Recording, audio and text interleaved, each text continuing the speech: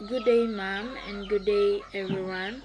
So today I will representing the student registration form is a Java Swing application designed to collect and organize basic student information and a clear and user-friendly interface. It allows users to enter important details such as the student full name, address, contact number, and date of birth. This system uses modern GUI components like text fields and combo boxes, arranged neatly using grade bay layout for better structure and readability. This is my code. So the first line is a import statement. So ining mga import is very important din sila para mura na ang imong code. Without this, dili mura na ang imong program. So this import is allow you to use Swing for GUI components, G-frame, and G-panel level. So ang G-text fields, G-combo box, etc.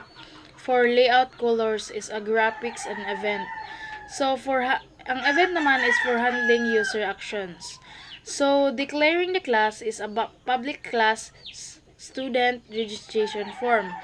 So nga di is the class is a extend G-frame. So meaning the window itself is the class. Declaring components is a private G text field, text name and text address, text contact, private G combo box string. So sa day is mag-input kita ng month, day, and year. So these are the text fields and combo boxes used in the form. So the constructor main UI setup is a public student registration form. So the constructor runs when you create an object of this class.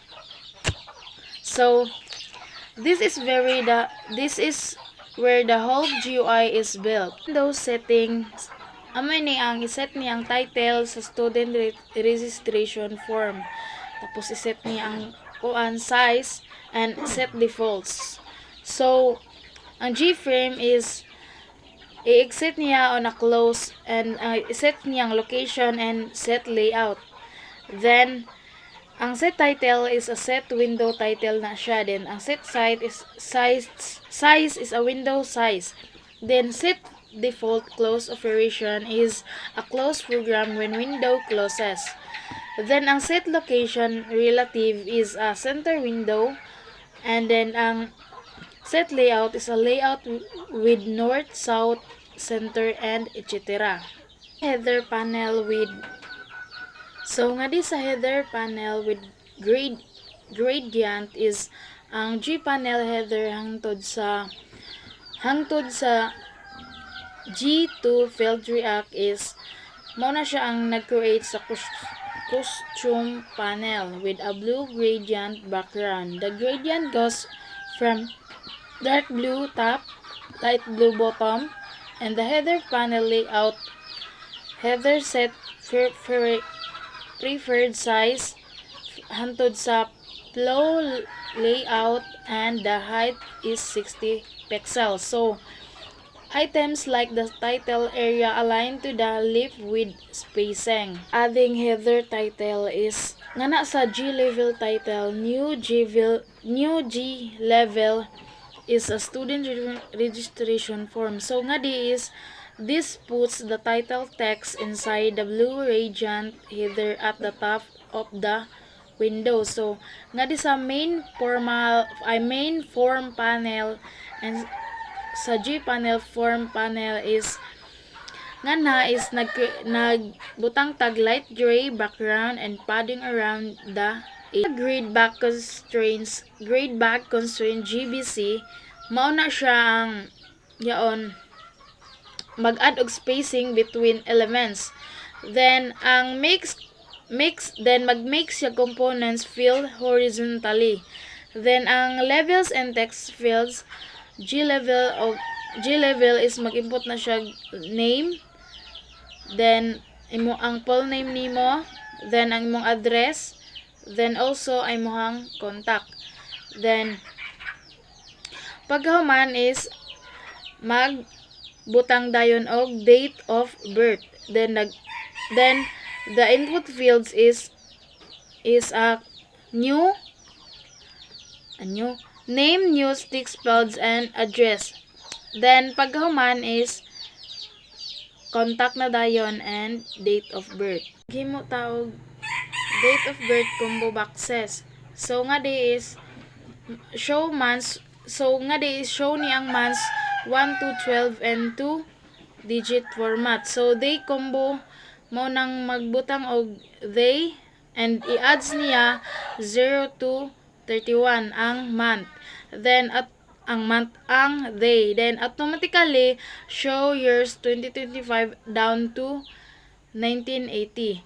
So ang G-panel, gov-panel is magbutang din siya og background new color. Then pagkahuman is ibutang niya ang year, month, and day. Then puts all 3 combo boxes and 1 kitag adding components to the form. So each row is placed using grid big layout. So example yaon GBC grid X. So this means column 0 level. So column 1 is text fields. Then repeats for address, contact DOB. Then adding from panel to the window. Then add form panel border layout center. The form goes in the center of the frame. Og window visible. So mo nang set visible true kay ang main method to run the program. So mo ni siyang public static void pinakalasan nga code. So nga di is naghimo ni siya og form window when the program is start. So mo na kung ang program mo run na siya. Mo to siyang pinakalasan nga code.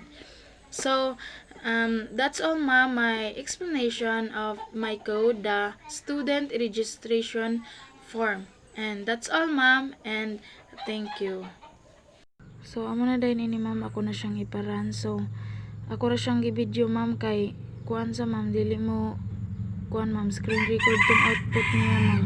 Mo akong gi-video ma'am para na i-proof. So karon is kung imo na siyang iparan is magawas dahil niya on student registration form. So nga na is amo yatong mag-fill up ka ng imong full name, address, then contact number nimo. Then pagkatapos nimo mag-fill up sa imong contact number, then date of birth na dayon ka mamili ka nga kung uno ka na year na tawo and kanos uno na buwan imong birthday, then uno na pizza ang imong birthday. Amo yaon sa student registration form. So pag imo na din siyang matapos na ka ana pag fill up is pwede na imo na din siyang paran. So huwatan lang nato siya, mahuwatan nato nga matapos pag fill up. So pag matapos na kag fill up anang date of birth, imo na din yan i-save. Then pagkatapos ni mag-save, magawas din niya itong imong gi-fill up name, address, and contact, and so on.